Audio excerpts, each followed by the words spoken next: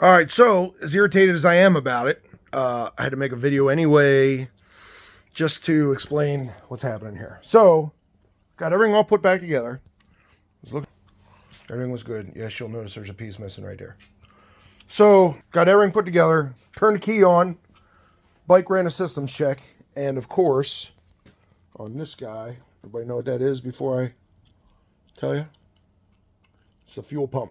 So, on the top of the fuel pump, in Yamaha's infinite wisdom, they decided to make the pressure plate right here on the top, that white circle goes all the way around. There you go, see it? That all that stuff's mounted on. That cracked. So let me see if I can show you here.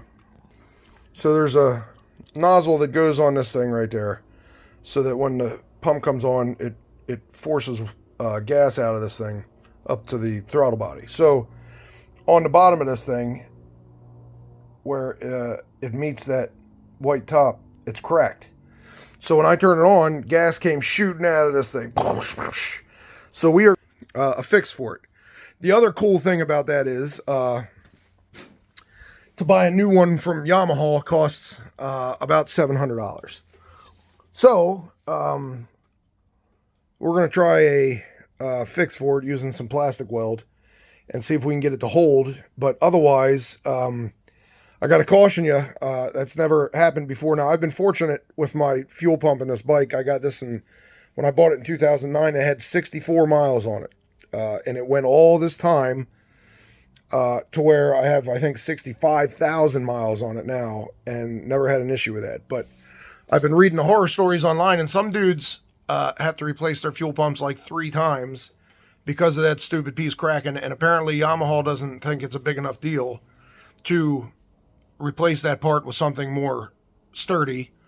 They just keep making money on, they got plenty of them available in the country. So you know that they know that it's an issue, but not enough of an issue that they should correct it and make it so that it doesn't blow. The guy was telling me on the phone, sometimes people replace some things and in a week they have to replace it again because it's so weak at the top of that thing, and it just cracks and then gas comes flying out the top of it. But anyway, so that's the hang up now. Other than that, we got pretty much everything back on him. I'm about to put the rear wheel on. It's just sitting there. It's actually not attached. Couldn't tell because the axle's not in it. But for tomorrow, so that if I get this thing fixed the way I need to, hopefully I can put this fuel pump back in, put the belt drive back in, and fire it up, and somebody's going to hear the brap. But got another nice date. I don't know how long it's going to take, but we're going to give it a try. So if it's not ready for tomorrow, it should definitely be ready in 2 weeks when the 40-degree weather goes away again. So that's your update.